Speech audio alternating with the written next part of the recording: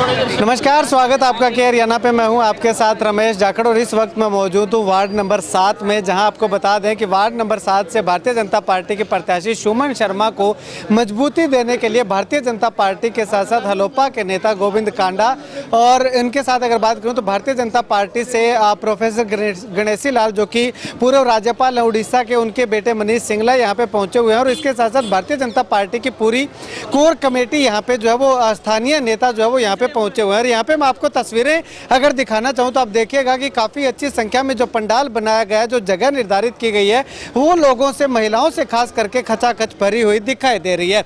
इसी कड़ी में सुमन शर्मा को एक बहुत बड़ी मजबूती तब मिली जब उन्हीं के एक समर्थक, उन्हीं के एक कार्यकर्ता के द्वारा जो है वो उनको लड्डुओं से तोला गया और तमाम आए हुए लोगों के लिए जलपान की व्यवस्था जो है वो सुमन शर्मा के लिए की गई है। तो चलिएगा, तस्वीरें हमने आपको दिखाई कि किस प्रकार से भारतीय जनता पार्टी के साथ साथ हरियाणा लोकहित पार्टी के नेता भी सुमन शर्मा को मजबूत करने के लिए यहाँ पे पहुँचे हुए हैं।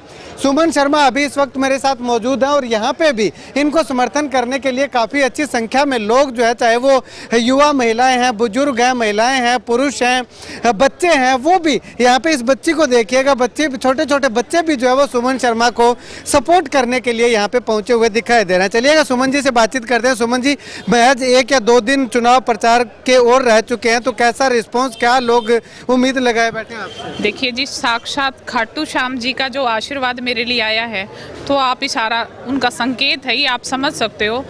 और जनता जो है, जो जनार्दन इसलिए बोला जाता है कि भगवान विष्णु का ही नाम जनार्दन है, तो ये सीधा सीधा संकेत है कि जो जीत है हमारी जो है 33 कमलों की निश्चित है। मैं अपनी नहीं कहना चाहूँगी, 33 के 33 हमारे जो चेयरमैन हैं और 32 के 32 नगर पार्षद सभी के विजय भव का जो आशीर्वाद है वो हमारे खाटू श्याम जी की तरफ से, ये देखो आपके सामने ही आया है। यहाँ पे मैं एक अपडेट और दे दूं कि इनके गले के अंदर जो एक लॉकेट पहना हुआ है और हाथ के अंदर जो एक कड़ा पहना हुआ है, ये खाटू श्याम दरबार से जो है वो सुमन शर्मा जी के लिए स्पेशल मनीष सिंगला जो है वो लेकर के आए थे और यहाँ पे जो है वो इनको पहनाया गया है। सुमन जी, अगर बात करें तो खाटू श्याम जी का आशीर्वाद मिल चुका है, लोगों का भी अच्छा खासा समर्थन और आशीर्वाद मिला है, तो क्या लगता है चुनाव में?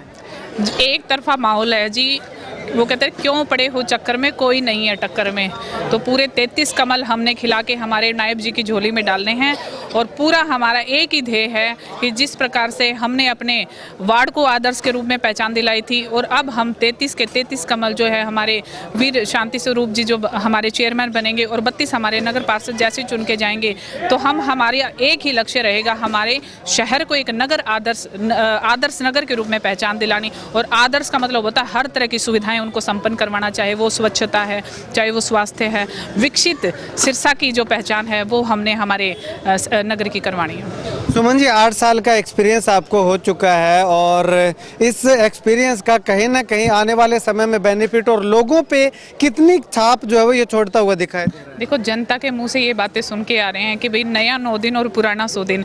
आपका अनुभव है तो हम नए को वो करें जब आप काम आपके हैं। दूसरी बात, सभी यही बोलते हैं कि सरकार जो है हमारी केंद्र में भी है, प्रदेश में भी है। यहाँ हमने सरकार थोड़ी, हमने तो सिर्फ अपना तीसरा इंजन उसके साथ जोड़ना है। तो ट्रिपल इंजन की सरकार जैसे ही बनेगी, हमारे जो विकास की गति है, इसका जो पहिया है और गति से कार्य करेगा। ट्रिपल इंजन की सरकार से लोग क्या उम्मीदें लगाए बैठे हैं, किस तरह की सुविधाएं लोग चाहते हैं जो अब तक, क्योंकि इस बार वार्ड भी जो थोड़ा विस्तार हुआ है, चेंजिंग कुछ हुई है, तो क्या उम्मीदें लगाए बैठे हैं? विकसित भारत का संकल्प का जो एक सपना जैसे हमारे नरेंद्र मोदी आदरणीय प्रधानमंत्री जी ने रखा है, इसी तरह से उसी रीति नीति के साथ हमारे जो नायब जी हैं, माननीय मुख्यमंत्री जी, वो भी इसी रीति नीति को अपनाते हुए इतने लोकप्रिय बन चुके हैं कि आप देखते कि विपक्ष भी उनके जो है वो कसीदे पढ़ता है।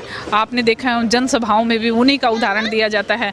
अब कल किसी ने दिखाया, मुझे बता रहे थे कि गुजरात मॉडल का जो है वो एक एग्जाम्पल दे रहे थे। तो गुजरात मॉडल किसने बनाया? हमारी भारतीय जनता पार्टी ने बनाया है। तो इस तरह के जो एग्जाम्पल हैं वो आप भली भांति समझ सकते हैं कि जो विपक्ष है, जब हमारी सरकार का मुरीद है तो जनता बेवकूफ़ थोड़ी है। जनता को पता है कि सरकार के साथ चलना है और निश्चित तौर पर यहाँ पे भारतीय जनता पार्टी की सरकार बनेगी। अंत में वार्ड नंबर 7 के साथ साथ पूरे शहर के लोगों से क्या निवेदन, क्या अपील करना चाहिए? यही अपील करना चाहूँगी, आने वाली 2 मार्च को सभी जो हैं अपने अपने बूथ पे 2-2 कमल खिलाएं। 32 हमारे नगर पार्षद और 1 हमारे जो चेयरमैन के उम्मीदवार हैं भाई शांति स्वरूप जी, उनका जो बटन है वो 5वें नंबर पे है, जिसमें हमने कमल का बटन दबाना है और सभी नगर पार्षदों का जो है वो 1 नंबर पे है।